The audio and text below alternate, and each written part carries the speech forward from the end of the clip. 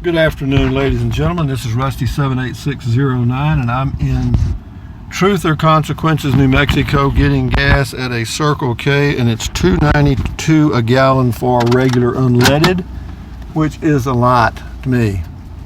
And I'm going to clean the window again because I did brush it off and make it look better. But anyway, what I want to talk about, and some of you may get something out of this, I hope. Several of you have asked about finding a home base, getting a home base, traveling around and finding you a place where you can park your RV at certain times of the year. Well, let me give you a few tips that may help you.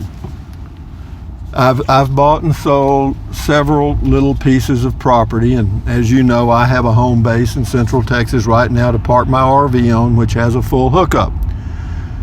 But for those of you that are just beginning the process and not sure how to accomplish it, let me give you some tips. One, find an area that you think you might enjoy living. Look around there, and don't worry about whether there's a for sale sign on the property or not.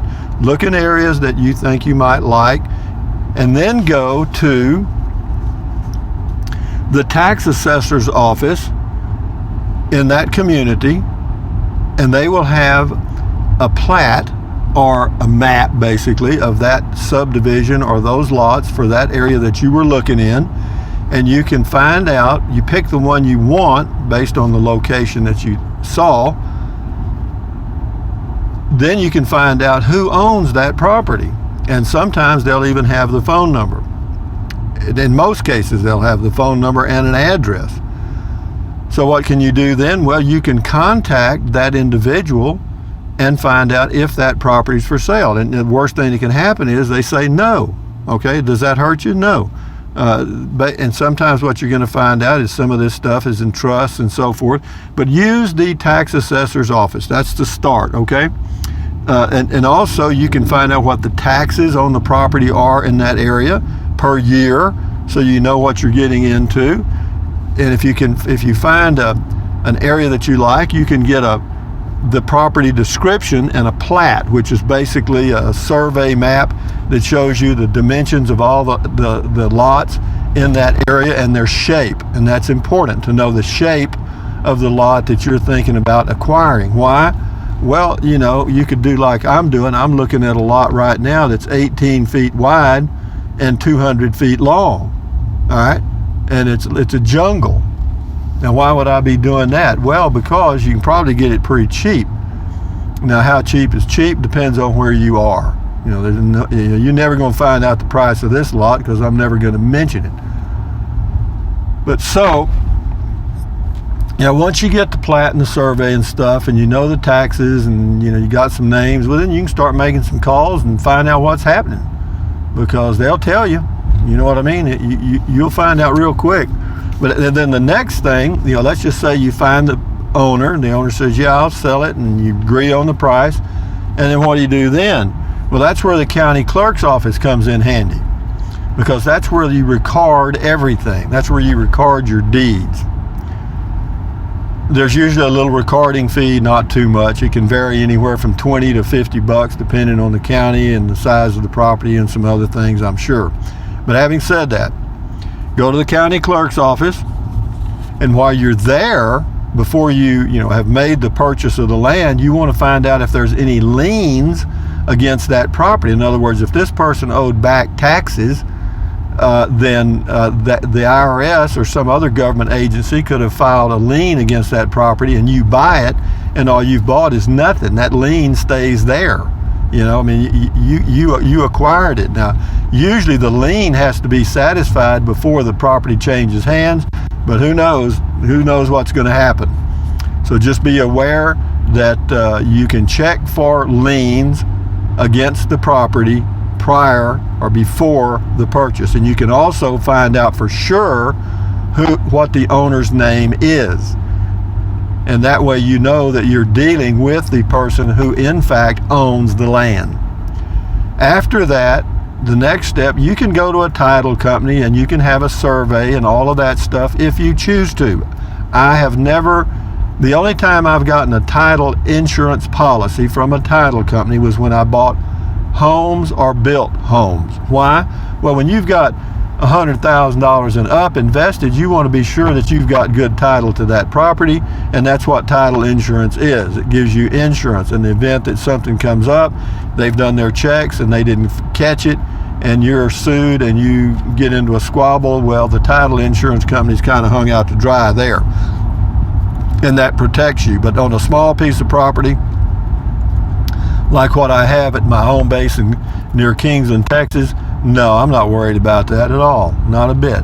You know, and the thing that will really help you, if you go and check at the tax assessor's office, and you look at the property description and so forth, and then go to the county clerk's office, you have the information, you can actually look up that piece of property and look at all the owners, look at the history of ownership.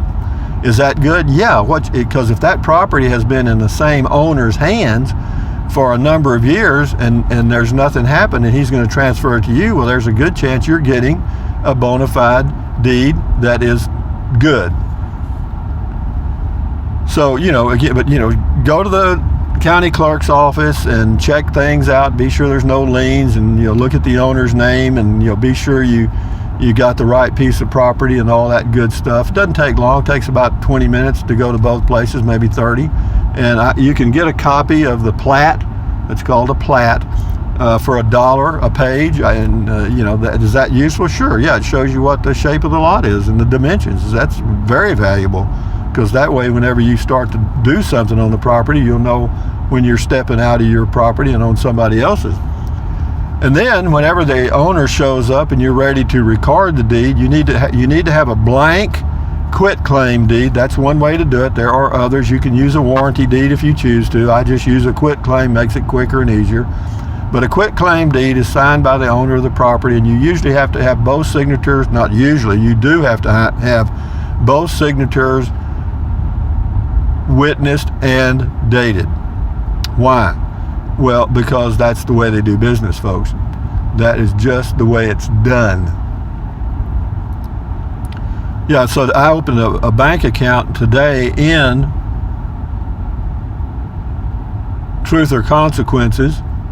Why? Well, for a lot of reasons. Because whenever you're doing business with people, like say I want to get somebody clear this land or do something to it, sometimes they're going to want cash. All right, you know, and you can only get so much out of an ATM. You know, a lot of these people don't take checks, and there's a reason for that, and I won't get into it. But yeah, there's a good reason for it. One is they don't know you from Adam, and your check might bounce. Number two, they don't have to report it as income, and a lot of people do that, which I have no problem with at all. So anyway, that's kind of the score on the thing. And yeah, the quitclaim deed, you can go on the internet and get a quitclaim deed for the state that you're in for free. You can just go to, you know, you can print it out at your house and have it ready when the owner shows up. You go to your bank where you can get free notary service.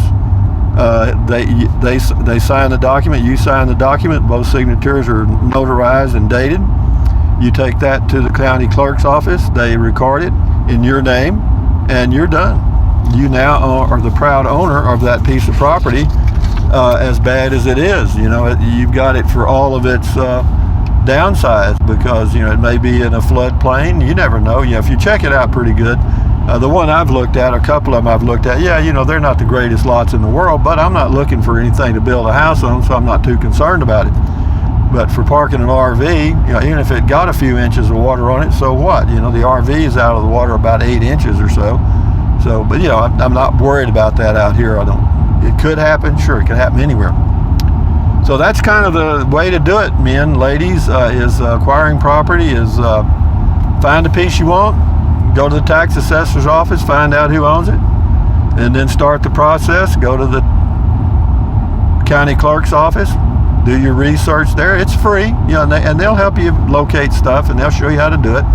You know, you don't have to have an attorney. You can check for the liens, and it's no charge, no fees. And then you record your quitclaim deed, and you're done, babe. You are good to go. And having said that, that's all I wanted to talk about. So this is Rusty78609 saying thumbs up, carpe diem, adios, bye-bye. Buy anything you want, anytime you want. But if you think about it, use the link to Amazon products in the description of all of my videos. Why? Because I get a small commission. It doesn't cost you 1 penny. What else? Drink plenty of water, stretch, walk, take deep breaths, stand guard at the door of your mind, and enjoy your life one day at a time. And if you're RVing and looking for a home base, all I can tell you is good luck, because it helps to have, if I work this deal out here, which I give it a 70% chance now, I'll have 2 places to go to, and I'll have 2 homes, and I'll have very, very, very little invested. So adios, amigos. Bye-bye.